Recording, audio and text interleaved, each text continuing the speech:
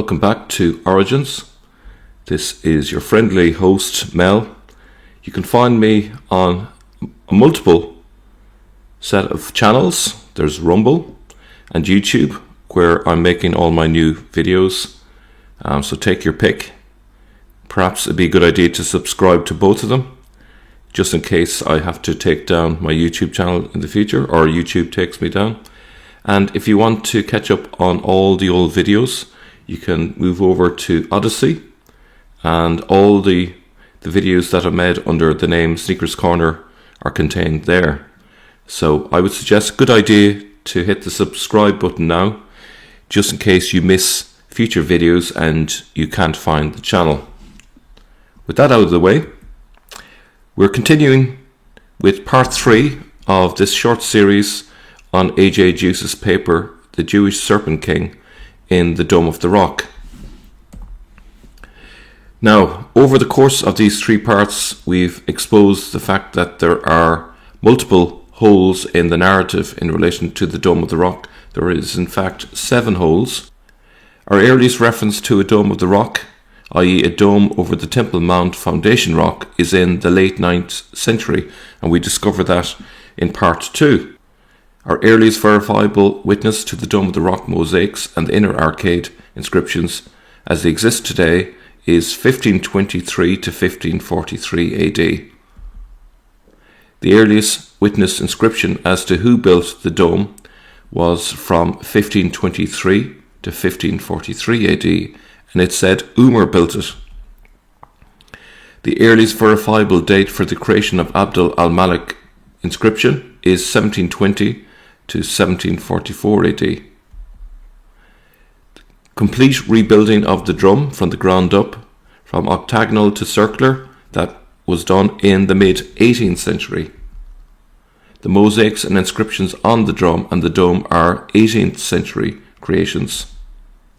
The earliest verifiable date for the creation of the Al-Mamun correction is sometime between 817 and 1833 AD. So, as you can see, there's amazing, gigantic holes coming up, and just make sure that at the end of this video you don't forget to share this video with your people. Okay, here we go. So we need to know when the mosaics and inscriptions were, at least verifiably, first witnessed to. The inscriptions are on the inner arcade, and to be authentic need to have been created in the 7th century and survived the 13th centuries that followed unscathed. Remarkably, as if by miracle, the only recognizable change has been the replacement of Abd Al Malik's name with Al-Mamun. We can't just assume on faith that the purported 7th century artifacts are genuine. There ought to exist corroborating evidence. Is that too much to ask for? So, continuing with our evidence then, part 3. The Persian Nasir visits the site in 1047 AD. Nasir identified the dedication of Al-Mamun on one of these gates, but not in the Dome of the Rock. From the interior, he merely mentions the unique woodwork for ceiling and roofing. He also provides for a detailed account of removable interior decorations and the supernatural rock itself. He is silent about mosaics and inscriptions. Why would he not mention these? So we're talking 3 centuries after Abd al Malik's time, and there is no inscriptions where we would expect to find them, which is in the inner arcade. The only ones that he mentions are those on the gates. Okay, so what we're going to see today a lot of is the fact that there is complete confusion about who exactly built the Dome of the Rock. And the reason for this confusion is highly likely due to the fact that the Dome of the Rock was rebuilt many times over the centuries, and so it's really hard to ascribe an original builder of it. And so the people that they're going to suggest would be Umar, Abd al Malik and Al-Mamun, but they can't make up their mind which it is. Okay. 1322 AD, witness describes dramatically different dimensions from the current Dome of the Rock. John Mandeville has supposedly been in Jerusalem around 1322. He testifies to having personally witnessed the Muslim rituals in the Dome of the Rock and describes the building as simple, just as commanded in the Bible, which would not be simple but richly decorated. It was twice as high as wide, the dominant exterior feature being marble pillars all round. Now, in case you didn't catch that, his description of the Dome of the Rock being twice as high as wide is incredibly different to what it is today. So that should flag something important there, that the Dome of the Rock has been transformed over the centuries in a dramatic way. So the Dome of the Rock today is not twice as high as it is wide, but about 3/4 high as it is wide. So for it to be twice as high originally, it would have had to be more like a tower in the center rather than simply a dome. And AJ Deus goes on to say, but try to draw the geometry of what was just said. Given that the outer octagonal is documented, we are now looking at a sizable tower, double the height of the current structure. No one seems to see the mosaics or the inscriptions. The Andalusian jurist Ibn al-Arabi visited the Dome of the Rock around 1092 to 95 AD, but leaves no description of Abd Al Malik's mosaics or inscriptions. So Ibn al-Arabi obviously can speak Arabic. He would have been able to read them if they were there.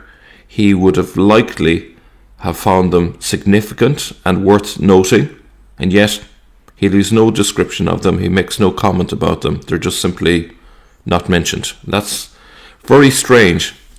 The most plausible explanation is simply that they didn't exist. If you want to maintain the position that they did exist, but he just simply didn't mention them, you're going to have to put up a pretty good argument for why that would be the case, and we can't just assume that they existed. See, the difference here is we're not just accepting things on faith simply because they exist today and assuming that they existed back then. We need evidence, so we need to actually have a witness that actually says, yes, these existed in this year, I was there. But as we can see, we still haven't seen anyone witness to them, and it's now the 11th century.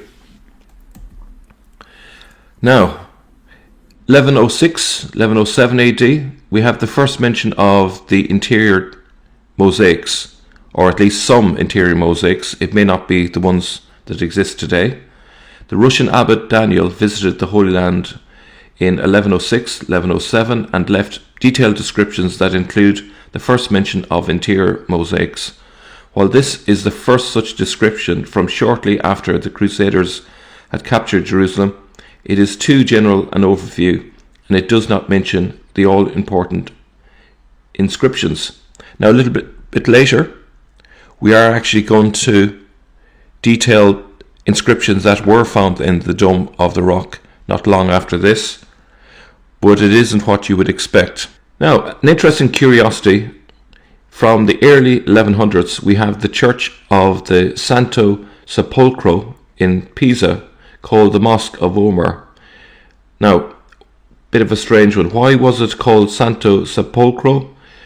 So it's in relation to the Holy Sepulchre, but notice it's called the Mosque of Umar. So why is that? Well, at that time it was believed that the tomb of Jesus was kept on the Temple Mount. Okay. The church is called Santo Sepolcro because it was designed as a smaller copy of Jesus Christ's burial place at the time under the rock of the Mosque of Umar. Now, what's fascinating for me is a few months ago I argued that the crypt under the Dome of the Rock is consistent with it being a sepulchre for Muhammad.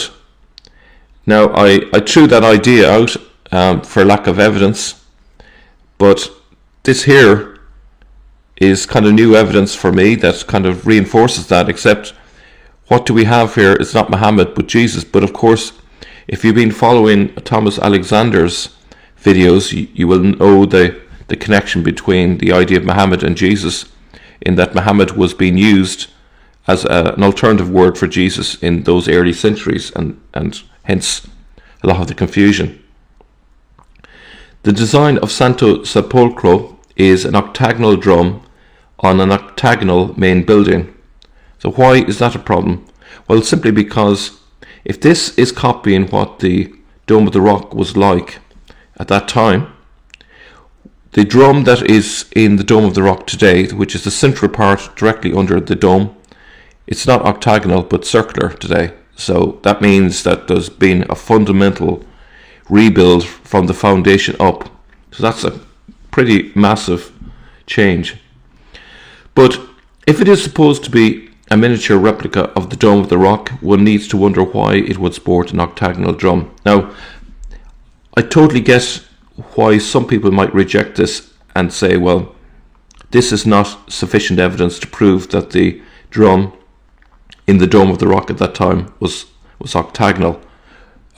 We are going to provide evidence for that, just to confirm that this is a correct inference here.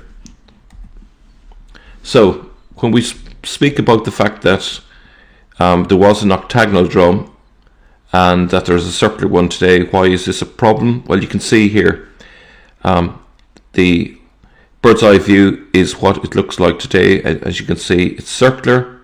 There's a picture on the right. You can clearly see the circular nature of it. These are not octagonal faces on the inner part of the Dome of the Rock. This is clearly circular. So this inner part is the drum, as we've said. Now, an image of what the Dome of the Rock, the Temple of Solomon, looked like in the 12th century. So this is excellent evidence. This is a coin from Amalric I, and it's thought to show the city of Jerusalem around 1163 to 1174. It lines up with the Holy Sepulchre, the Tower of David, and the Temple of Solomon. The reverse of a lead seal by Baldwin IV shows the same symbolism, although mirrored right. So, which one is the Dome of the Rock at that time? It's the one that is being pointed to in both cases with the red arrow. And as you can see, it's not so much a dome at that time, but it's hard really to describe what it is. It's more like I suppose maybe an acorn maybe, and you can just make out, it's almost like a bullhorn on the top, but it's a crescent moon on the top of it. So we can see there it's significantly different at that time. So the drum is octagonal. Here is another depiction of it here. This is from a seal by Baldwin III, 1143, 1163, and by John of Brienne. In the latter case, the Dome of the Rock is crowned with a crescent moon, which may be present in the earlier versions also. So if you look at the image on the right hand side, that's what is being referred to. And you can see there it's not really a dome, it's more like an acorn with a crescent moon on the top. Okay. The design of these seals is not detailed enough to provide for clues other than the apparent cone shape of the cupola that rests on a tower-like main building that appears to be crowned by a ring of arcades. It is slightly taller than wide. A priest, Johann from Würzburg in Germany, confirms the above decorations in the 1160s. He also delivers a detailed observation of the exterior and interior of the Dome of the Rock. The most stunning mosaic work was at the upper part of the walls, where each of the 8 sides has 5 windows, except 4 on the sides with the doors, 36 in total. A more elevated and narrower inner wall is completely round with 12 windows. So AJ Deus goes on to say, let me put emphasis on its unclear description. The upper part of the walls were octagonal with 5 windows each, and the more elevated and narrower inner wall was round with 12 windows. This matches the modern appearance vaguely. So Johann in the 1160s, the same Johann just mentioned, notes alternative, likely Crusader era inscriptions. So how come we haven't heard about these inscriptions before? Because obviously they were destroyed in the meantime. he says, under the roof outside to the west, it says, eternal peace be to this house from the eternal Father. Blessed be the glory of the Lord from his holy place. Does that sound like an Islamic inscription to you? It's clearly Crusader. He says, to the south, the house of the Lord is well founded upon a firm rock. Blessed are they that dwell in your house, forever and ever will they praise you. To the east, truly the Lord is in that place, and I knew it not. In your house, Lord, all will say glory. To the north, the temple of the Lord is holy. It is God's culture, it is God's building. Inside, in the upper line all round, there is added in large letters the following reply, Hear, Sir, hymn. In the lower circuit also, with golden letters, certain verses of that hymn, Jerusalem, the blessed city, are attached. Now, I can't confirm or deny whether the tomb of Jesus at that time was being stored under the dome of the rock, but it is clearly a Christian inscription at that time. So, in order for there to be something else there, at the very least, those areas in the Dome of the Rock would have had to have these inscriptions removed and replaced by something else. And yet, there's no acknowledgement of the fact that those mosaics must be from after this period. You know, we're being told that these mosaics are pretty much original, all these inscriptions, these dedications that we see today. But this is offering us a challenge to that, really. Now, in the 1170s, Theodoricus, another German and possibly Johann's friend, visits Jerusalem about 10 years later. He also notes the inscriptions in almost identical detail. He describes another mosaic work that seems to be a decoration of an internal structure, and he provides an additional inscription. But there's no mention of the supposed Abd Al Malik inscription. Instead, he reports this. The inscription reads, over the ark of the choir, My house is called the house of prayer, says the Lord. In it whoever asks receives, and whoever asks finds, and it will be open to him who knocks. Ask and be affectionate, seek and find. So that's clearly a Christian inscription. In the upper circle, it says, Hear, sir, the hymn and the prayer which your servant prays before you, my Lord, that your eyes may be open and your ears attentive over this house day and night. Look down, O Lord, from your sanctuary and from the highest habitation of heaven. And then he also mentions various places like Antioch, Jerusalem, and so on. He also further notes a commemorative inscription regarding Jacob, but nothing about Abd Al Malik, nothing about Al Mamun, and there's no reference to the Arabic inscription about Jesus and Muhammad. Okay, so that's suspicious. Now, you could argue he couldn't speak Arabic, and that's why he doesn't mention it. But we're going to see that that's not a good enough explanation. Benjamin of Tudela is told this time that Umar built the Dome of the Rock. He visits the Temple Mount around 1171 AD. He says Jerusalem has 4 gates: the gate of Abraham, the gate of David, the gate of Zion, and the gate of Gushpat, which is the gate of Jehoshaphat, facing our ancient temple now called Templin Domini. Upon the site of the sanctuary, Umar bin al-Khattab erected an edifice with a very large and magnificent cupola, into which the Gentiles do not bring any image or effigy, but they merely come there to pray. So you see, the claim is now that Umar built the Dome of the Rock, and who could blame him for thinking that if there was no inscription there? If there was an inscription there, he would know that. There should have been people around that would have been aware of earlier stories of it being Abd Al Malik or Al Mamun, if there was an inscription in relation to that, but it doesn't seem to be. Now, Ali doesn't mention the inscriptions up high. A few years before the reconquest of Jerusalem by Saladin, Ali of Herat provides for substantially altered measurements the Dome of the Rock in its current external state of architectural dimensions. This opens a window for upgrades to the extant structural appearance in the Dome of the Rock from between 1033 to 1187 AD. Most likely they fall into the patronage of the Crusaders. Ali of Herat did not overlook artistic works elsewhere. For example, he describes how beneath the rock was enamelled work all round, but not inscriptions or mosaics up high. Why does he not mention those? If he's well capable of describing artistic works, say, below the Dome of the Rock, why does he not mention them right above his head? Instead, Ali describes Quranic verses in gilded mosaics above the entrances. There's a quote there that he gives. So he can see Quranic verses above the entrances. He can see mosaics and other artistic works down beneath the rock, but he doesn't see anything above his head.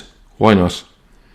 While European travellers could be excused for being disinterested in Muslim art or their inability to read it, with Ali we have evidence of absence. He could not and would not have overlooked these inscriptions and mosaics, and he would certainly have reported them if they existed. I think the argument is really strong that they mustn't have existed yet. And also, bear in mind that in addition to this is the fact that people don't know who built the Dome of the Rock. They're saying Umar, they're saying Abd Al Malik, they're saying Al Mamun, they're saying Walid. They don't seem to have a clue who did it. If there was an inscription there, they would at least be able to say, well, it's either Abd Al Malik or Al Mamun based on the year 72 AH, if that was there. So they would say, well, maybe it was started by Abd Al Malik and Al Mamun finished it, but we don't even have that kind of reduction of the possibilities. There seems to be 4 contenders there. Imad ad-Din doesn't mention any sign of the inscriptions late in the 12th century. Under the patronage of Saladin, Imad ad-Din describes the interior of the Dome of the Rock, leaving the presence of mosaics and inscriptions out. So here's what he says. They had adorned it with images and statues, set up dwellings there for monks, and made it the place for the gospel, which they venerated and exalted to the heights. Over the place of the prophet's holy foot they set an ornamented tabernacle with columns of marble, marking it as the place where the Messiah had set his foot. Now notice that the Crusaders consider it to be the place where Jesus set his foot, whereas in Muslim traditions they say it was Muhammad. This was where Muhammad set his foot. So do you see again this ambiguity between Jesus and Muhammad that seems to reoccur? A holy and exalted place where flocks of animals, among which I saw species of pig, were carved in marble. You can imagine how that went down for the Muslims when they reconquered the Dome of the Rock. The late 13th century, still no mention of the mosaics or inscriptions. So we're getting quite late, and it's surprising if these inscriptions existed. They should have been at least mentioned by now. The Mamluk as Zahir Baybars seems to have commissioned a restoration of the building and the external mosaics between 1260 and 1277 AD. And the Mamluk Sultan of Egypt, Muhammad ibn Kalaun, orders another restoration of the mosaics and adds his commemorative inscription in 1318-1319 AD. During his reign, the south wall of Al-Aqsa is also built or rebuilt, but there is still no extant description of mosaics and inscriptions. Now we turn to Ibn Taymiyyah, the 14th century. He says that it was Abd Al Malik who built a dome over the rock. See, we've changed it again. It was Umar a while ago, now it's Abd Al Malik. So it was Abd Al Malik who built a dome over the rock during his reign, following the civil war that broke out between him and Ibn al-Zubayr. It is sometimes said that some people sought to perform the pilgrimage and joined Ibn al-Zubayr or that they used the pilgrimage as a pretext to join Ibn az-Zubayr. AJ Deus comments, "It is puzzling that Ibn Taymiyyah is so sure about the builder, given that an alleged interior inscription would say otherwise. He does not say the dome, but a dome. Does he perhaps know that the dome of the rock as it stands before him is not the one that had originally been built?" He goes on to say, and this is again Ibn Taymiyyah, "By erecting a structure over it, Abd Al Malik increased the reverence for the rock and held it covered throughout the year. As we saw in the earlier evidence, the evidence is contrary to this, that it wasn't covered at the time of Abd Al Malik. It was exposed, unless we're talking about that tower. There's an image of a tower that's in the Sana manuscript, but certainly between the time of Abd Al Malik and 2 centuries later, around that period, there seems to be conflicting reports, some saying that there was only one building on the Temple Mount and that it was north of the rock. So there's definitely a question mark. It's not certain that there was a building over the rock. It's a confused situation. And he also says that he covered it throughout the year so that growing numbers should flock to Beit al-Maqdis for pilgrimage. That seems reasonable.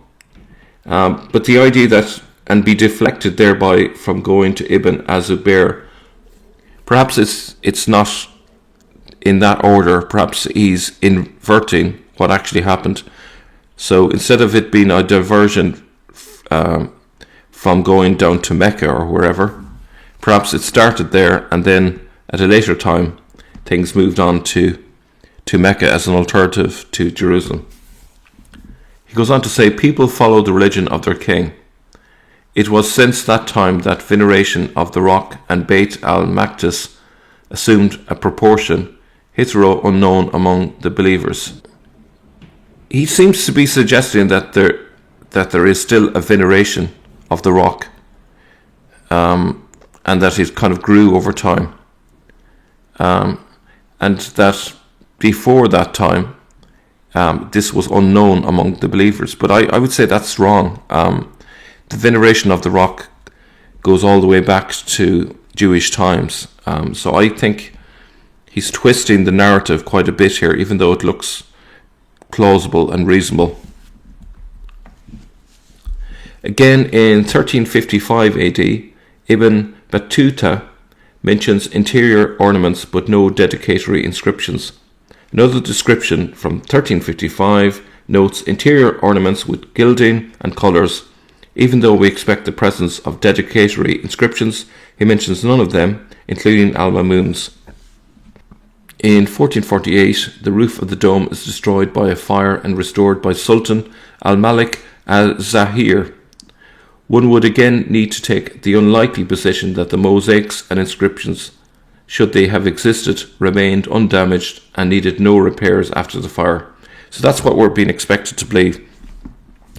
The current mosaics have no signs of fire damage, no buckling, no replacement of mosaics beyond the Al-Mamun one. It's highly unlikely that a fire that would have spread across the roof directly above the arcades could somehow not have damaged those mosaics. It beggars belief. Now, we also have some evidence that the roof was onion shaped for a time, and we can see that the drum is octagonal. So there's our confirmation that we were talking about earlier. This is from approximately the 1420s. The Three Marys at the Tomb is a panel painting from around 1410 to 1426 AD, or perhaps 1440. It is attributed to Hubert van Eyck or his workshop. He designed an onion-shaped dome, a crowned octagonal drum with 3 double-arched windows on each side and 6 window openings on each of the main building's sides. The modern balustrades around the main structure's roof are missing. Okay, so we see two significant differences between what it was then and what it is now. Abd Al Malik not mentioned in relation to the Dome of the Rock. Instead, this time it's Umar. So you remember Ibn Taymiyyah has said that it was Abd Al Malik. Well, a little bit later, it's Umar again. Around 1453, the Ottoman Sufi Sheikh Ahmed Yazisi Oglu, apologies for my pronunciation, claims that Solomon's temple would be the site of the next prophet's heavenly ascension. The author points out that after the temple's destruction, the rock was rediscovered by the Caliph Umar.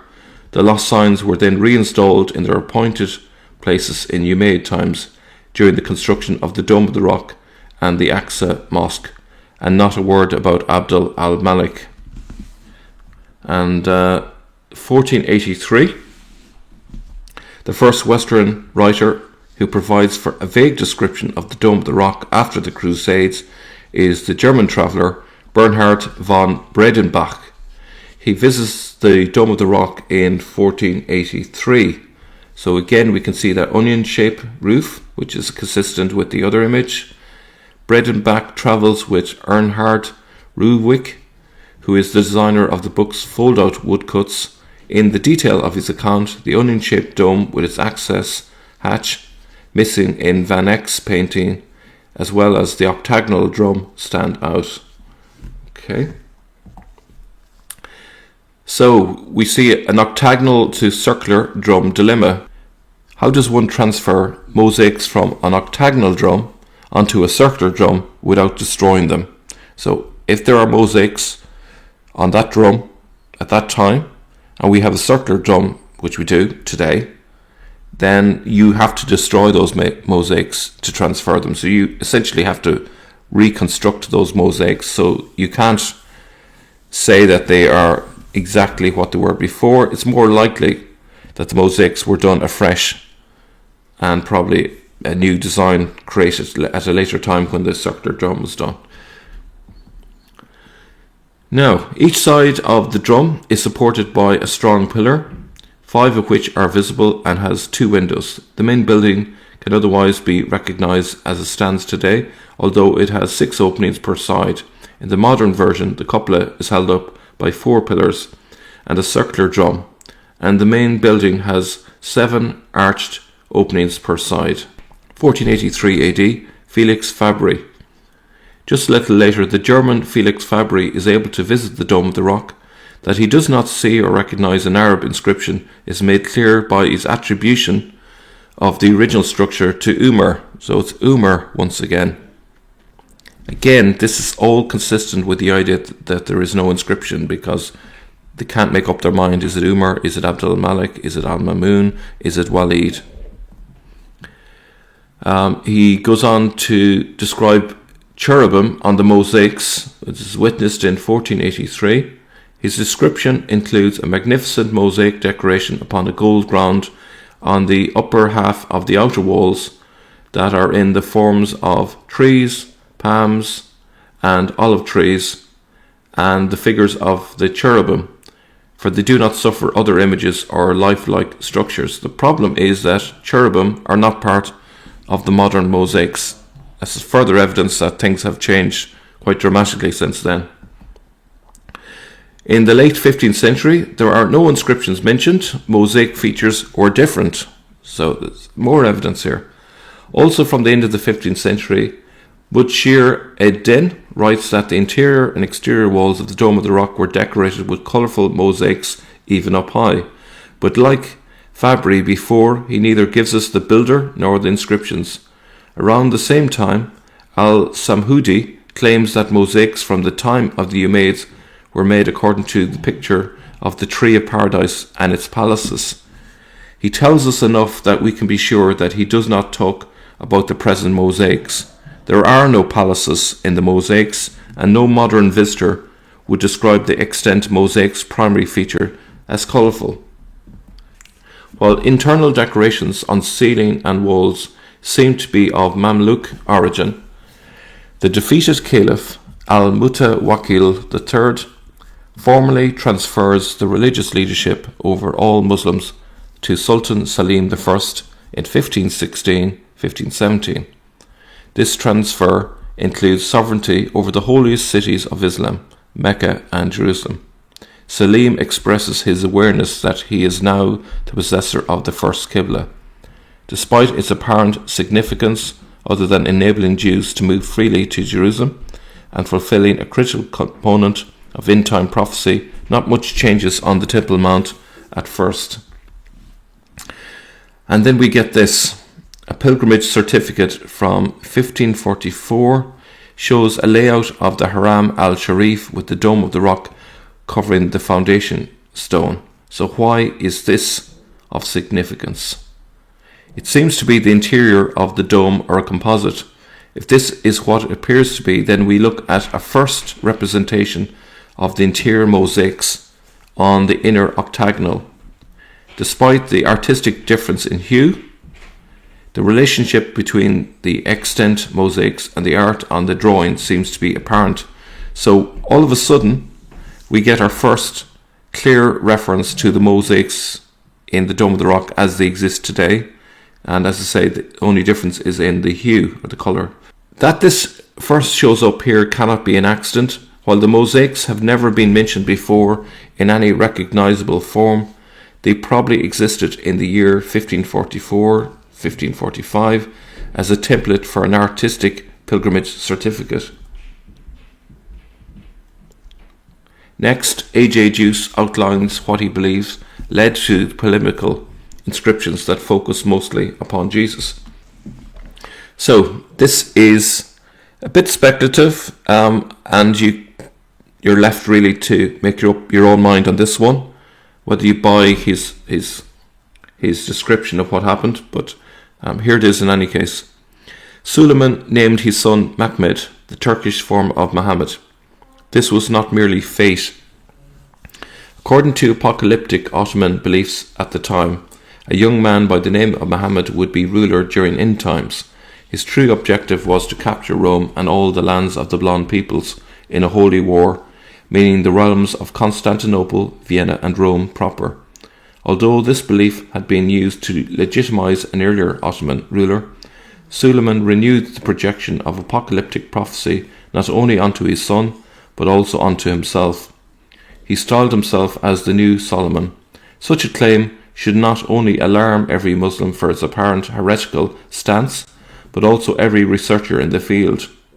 The apocalypse constitutes the end of prophecy and a new beginning under a new covenant, which also means a new religion. What was Suleiman trying to pull off? To add to the complication, we have a figure called David Rubini, who announces his messianic mission. According to church records, he is David al-Nazarani Abbasiyeh, the Hebrew king of Ethiopia, Dawit II of the Solomonic dynasty. The Pope gets to know him as Dawit and Prester John, not as a Jewish Messiah Rubini.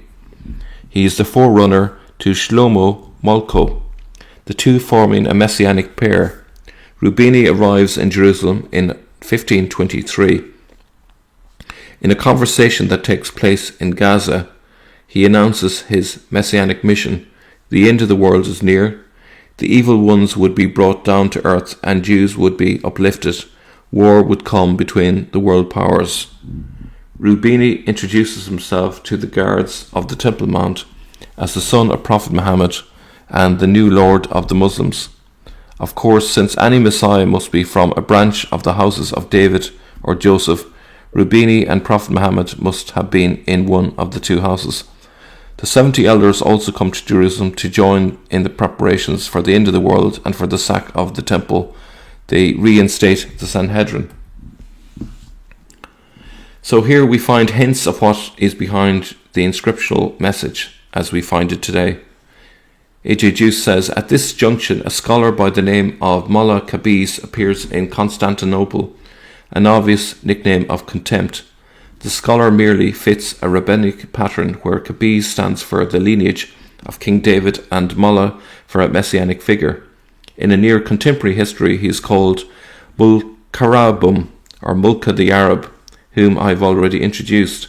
This man is highly esteemed in Constantinople as the Prophet of Damascus, and he is promoted by Grand Vizier Ibrahim Pasha, Suleiman's right hand.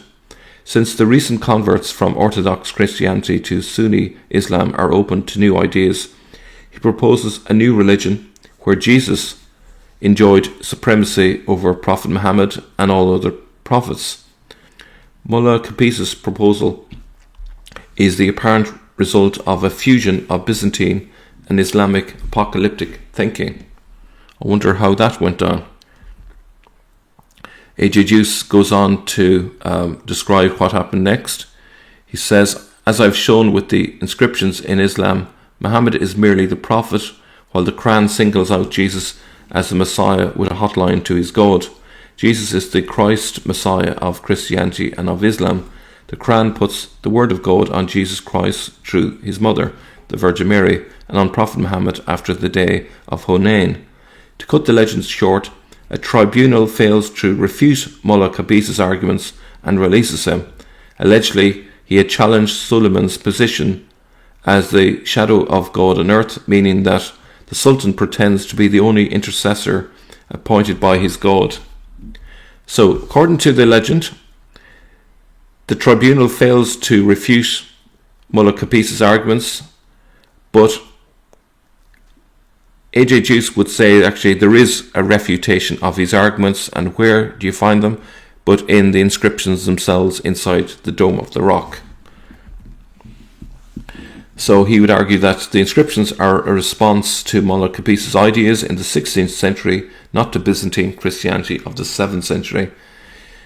Together with the proposal for a new religion, this puts Mullah Qapis solidly into Messianic territory. We do not have enough information about this Mullah Bulkarabam, but his death was likely an invention on the path to Messianic immortality.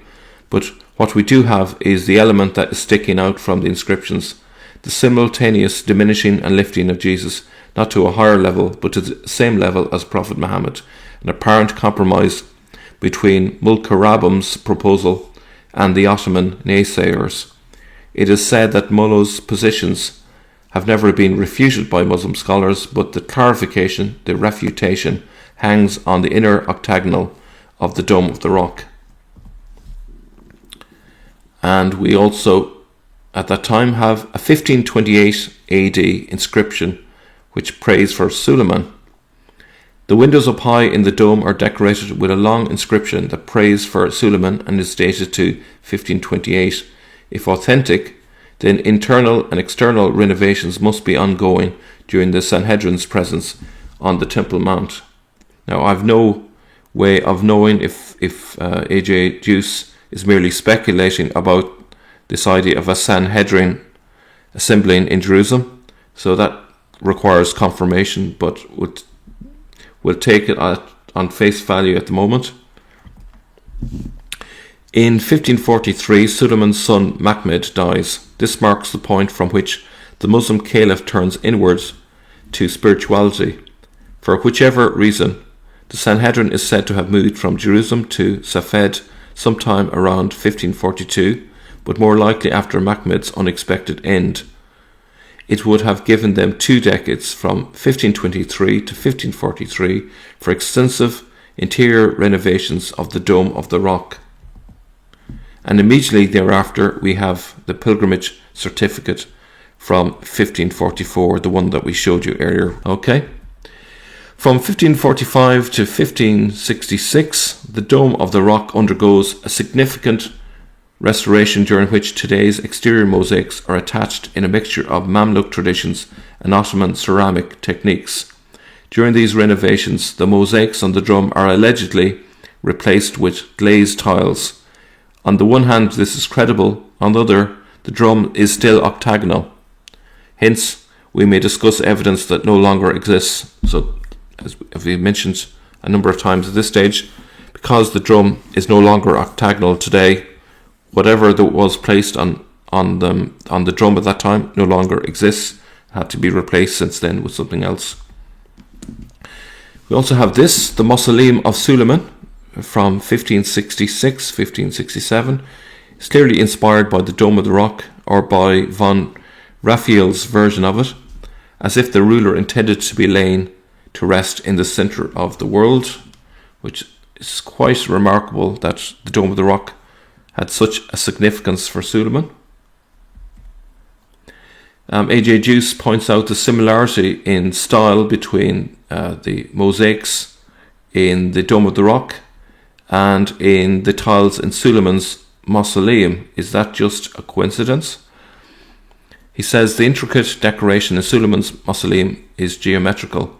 The closest that its designs get to an embedded message is a turban-like crown that is designed into the tiles over doorways adjacent to the mihrab.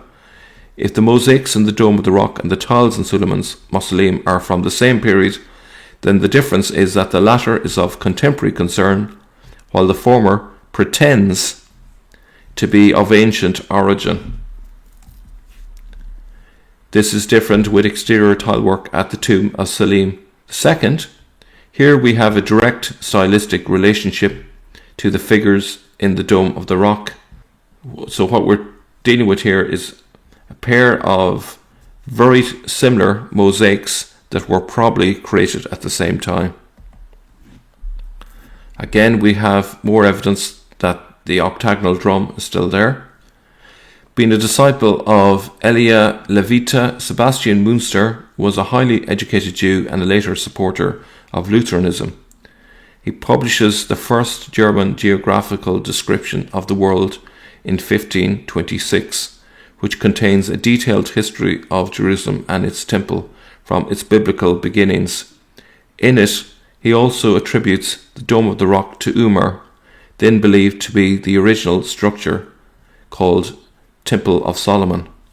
Okay, so we're back to Umar being the maker, the builder of the Dome of the Rock again.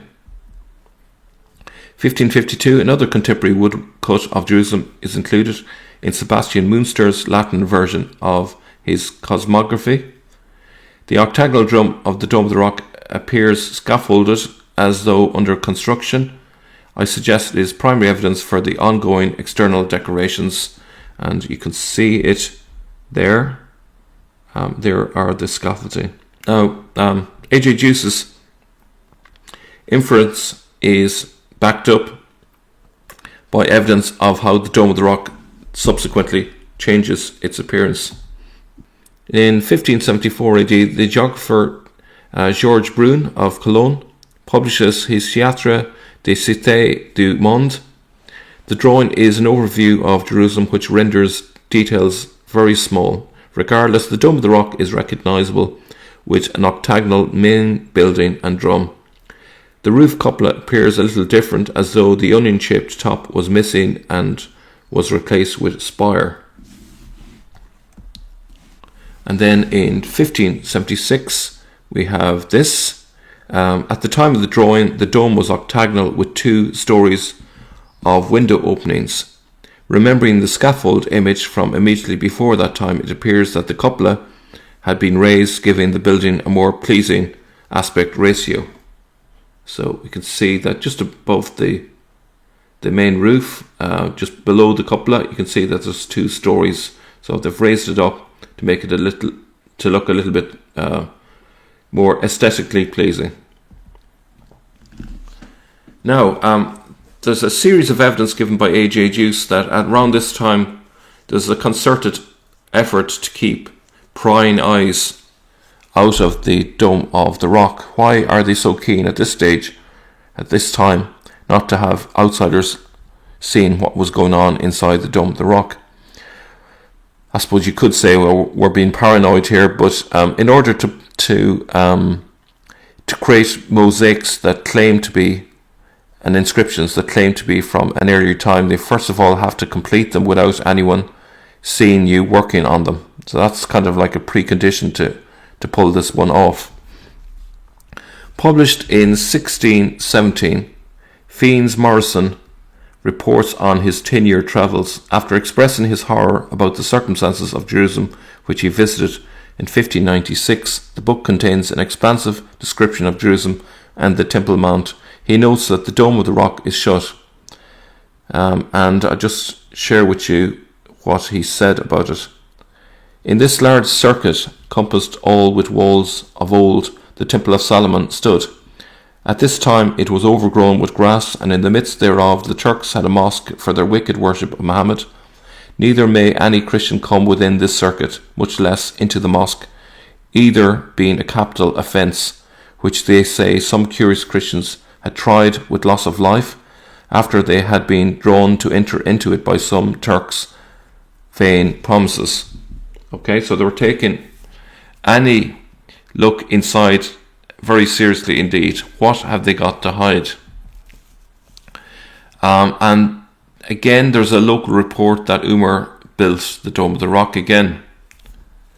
Morrison's publications contain crude miniature drawings of the site and building from his hand.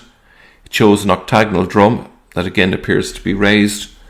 The great traveller Seigneur Jacques de Villemont visits Jerusalem around this time. His book Voyage is published in 1596 and an updated version in 1602. Like all other visitors, he is told that the structure stands as Umar had built it. Even locals do not seem to have a concept of Abd Al Malik.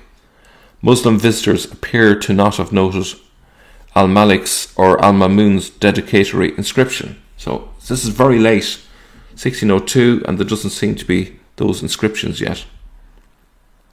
Villemont's eyewitness account of how the Dome of the Rock appeared during his visit is inspiring. His introduction to the building starts with remarks about the strictly enforced prohibition for Christians to enter.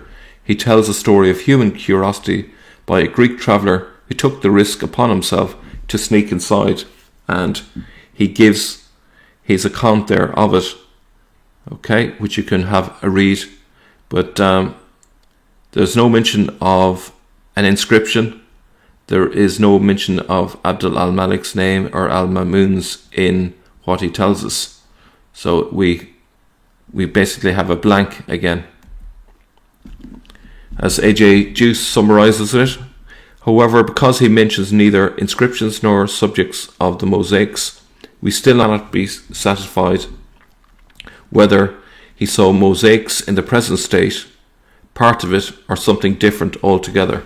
So no inscriptions, and nothing sufficient to indicate that he's looking at the same mosaics as we view today. Now, we have a travel report by Henri Castella from 1600 AD, which contains Morrison's woodcut. The former seems to have beaten the latter to print. He too confirms that the Dome of the Rock could not be visited under threat of death. So I think that's fairly solidly confirmed. Even though he tried to steal a look inside however he could, while he describes the tiled exterior and its luminous appearance in the sun in detail, he does not tell us about the drum. So AJ Deus says, we need to imagine there is an ancient inscription inside the Dome of the Rock that is squarely directed against Christianity. It is literally addressed to them, so they could read it and at once be convinced by its aggressive undertone. Muslims do not need education by these inscriptions. They do not believe in the heretical ideas the text frets about, and yet Christians who wanted to see it were faced with death if they dared to see it without prior conversion to Islam. And AJ Deus says only a religious mind could come up with that sort of logic unless there was something to hide. So why would you have a notice and then not allow the people that it's directed at to see it? That doesn't make sense, unless the only logical explanation is simply because there's something going on in there that they don't want people to see at that time. Now, we have something quite incredible. Henri Baron de Beauveau visits the Dome of the Rock sometime before 1609 AD, when his travel journal is published. He had hired a Muslim to take measurements and describe the interior for him. He reports that the inside of the Dome of the Rock is now all white, with the exception of remnants of mosaics from old times.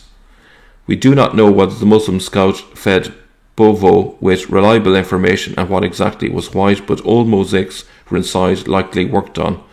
So it seems like this was a work in progress. If you were doing anything with the interior, you would probably create a blank canvas and then work on top of that. But we don't know if the report was truthful or not. I suppose that's probably the best we can say at this stage. How could a custodian of the Holy Sepulchre be unaware of an inscription said to say Abd Al Malik Al Mamun were the builder?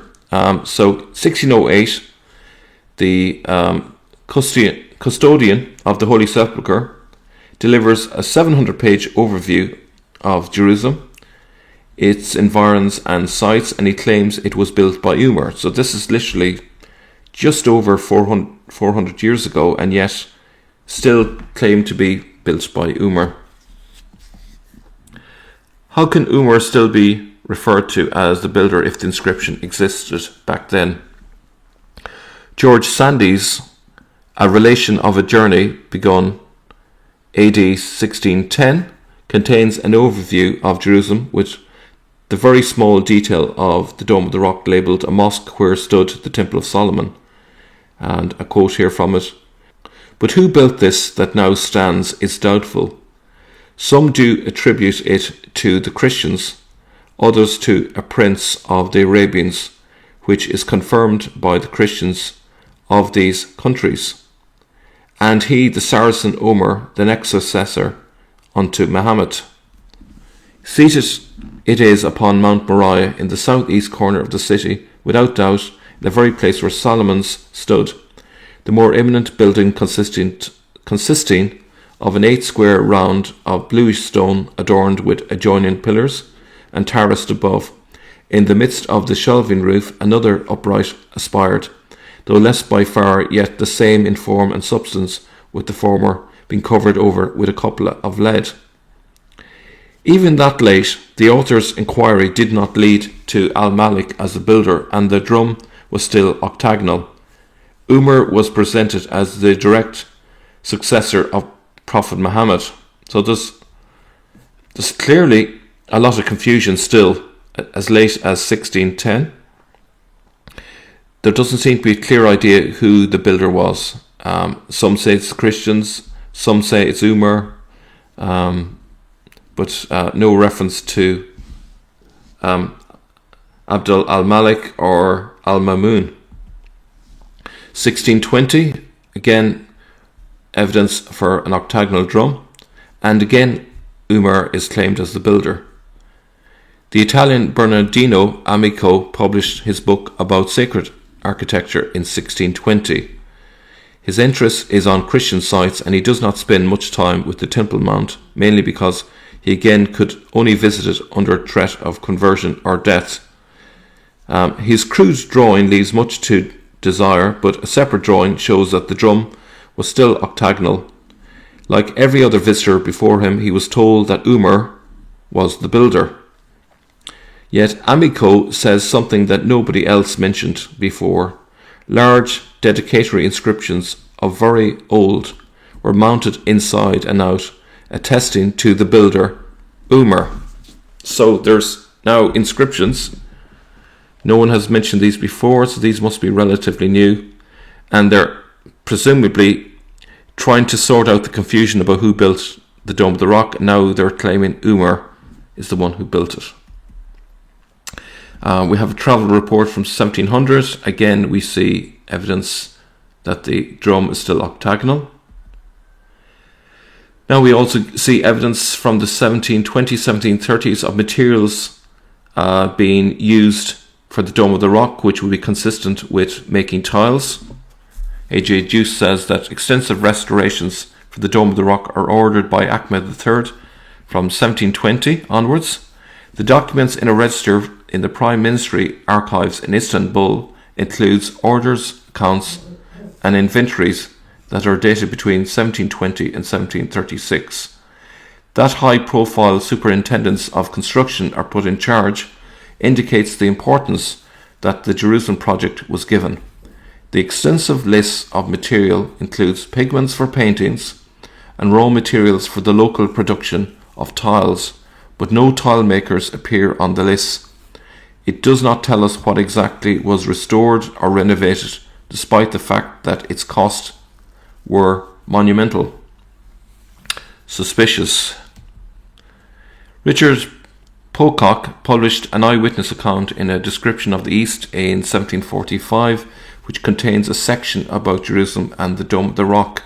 He appears to be the first to put down an architectural plan of the exterior of the building, which he describes as of mainly green tiles. Does that sound like the Dome of the Rock today? Certainly I haven't seen green tiles on the outside, so that indicates the tiles out on the outside are from after this time frame. Elzerius Horn was custodian of the Holy Sepulchre in Jerusalem between 1725 and 1726, and secretary of the convent Sant Salvatorius between 1737 and 1738. His book with drawings of holy edifices is published in 1744. Horn's design shows something strikingly new, the drum in its modern form, as you can see there on the right. That the change must have been recent can be taken from an overview of Jerusalem inside the same book. There the drum was still octagonal. The cupola must have been replaced, so around this time we have the change in the drum from octagonal to circular. So now we can pinpoint when that happened, which means any mosaics, any inscriptions that may be on the drum or even on the dome would have happened at that time. The contemporary primary evidence leaves no wriggle room. The replacement of the drum was commissioned in 1720 by Ahmed III and completed by Mahmud I, 1730 to 1754, no later than 1744 AD. Horn was custodian of the Holy Sepulchre, as we saw, between 1725 and 1726. He did not only deliver designs of a new drum that have been imprinted in countless academic articles, but also a dedicatory inscription, one that only comes as a surprise to those who have not paid attention, that was overlooked by the same academics. It means nothing less than that the correction of Al Malik's signature to Al Mamun was not there in the early 18th century. Now we also know that not long before, Al Malik's signature was not there either.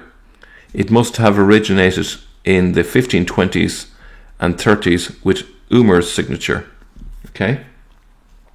So we have Umar's signature, and then it became Al Malik's, and then it became Al Mamun. So there's a lot of messing around with inscriptions here.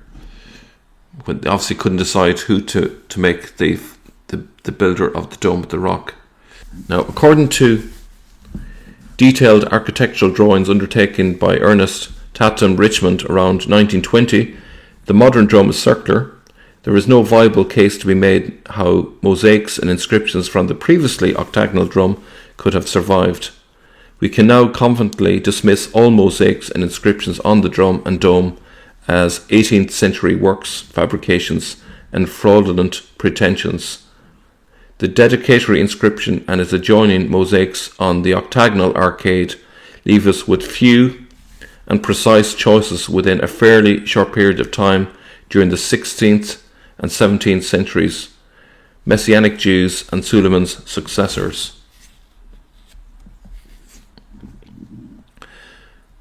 Now, given the pilgrimage certificate from 1544 to 1545, the Jewish Serpent King, which is that elaborate design that we saw earlier in the presentation, and his royal brother designs on the inner octagonal find their origin then between 1523 and 1543. The inscription is from the same time, but it must have sported Umar. Okay. Abd Al Malik's dedication is a likely cover-up executed between 1720 and 1744 AD that must have replaced the dedication by Umar from the Serpent King. Al-Mamun's correction is from the 18th or 19th century, so we're talking very recent indeed. And now some additional pieces of information and evidence. 1804, we see at last evidence of the round drum. This is Luigi Mayer's view of Jerusalem from the Mount of Olives, and you can see the round drum there, but an elongated cupola. Okay, it looks remarkably like an acorn, as I would put it. And then we find the following. Another major restoration is undertaken under Sultan Mahmud II in 1817. The marble of the exterior of the building is restored, and a portico over the south Qibla entrance is built. Yet another significant change to the structure appears to have occurred: the cupola. Drawings with mosaics of the dome were made by Frederick Catherwood in 1833. His drawings include an outside view and a cross-section together with a layout of the mosaics in question. This is the first primary evidence that mosaics on the drum exist. Okay, now we know the mosaics in the drum and Al-Mamun's correction originate in 1817 and were completed before 1833. Okay. William Leighton Lake's steel engraving from 1841 clearly shows the round drum of the Dome of the Rock and the new cupola. 1 year later, the artist David Roberts draws the Mosque of Umar. We have this 1842 photo. Again, we can see it pretty much as it is today. Here's a photograph from 1862. Now, just bear in mind that only 30 years before, they had already put tile work on the outside. Already, we see there's exterior tile work that is mainly missing. So I don't know how it's in such a shabby state only 30 years later. That seems to be a bit of a mystery. And so, to kind of summarize, the Dome of the Rock 7 holes. So what were they? Our earliest reference to a Dome of the Rock, i.e. a dome over the Temple Mount foundation rock, is in the late 9th century. We've shown that. Our earliest verifiable witness to the Dome of the Rock mosaics and the inner arcade inscriptions as they exist today is 1523 to 1543 AD. In other words, incredibly late, only 500 years old. Number 3, the earliest witness inscription as to who built the dome was from the same period, 1523, 1543, except it claims to be built by Umar. And then the earliest verifiable date for the creation of the Abd Al Malik inscription is 1720, 1744 AD. The complete rebuilding of the drum from the ground up, from octagonal to circular, mid-18th century. The mosaics and inscriptions on the drum and dome are 18th century creations. And lastly, the earliest verifiable date for the creation of Al-Mamun correction is sometime between 1817 and 1833 AD. Were the mosaics and inscriptions from the time of Abd Al Malik? Well, based on the extensive evidence presented by AJ Deus, I am persuaded that they weren't. In fact, I am thoroughly convinced they weren't. The implications of this are huge.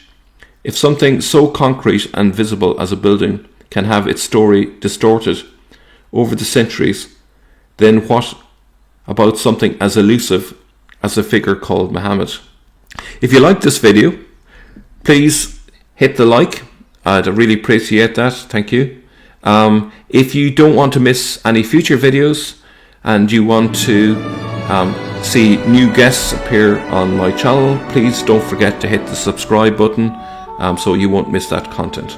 Thank you for watching.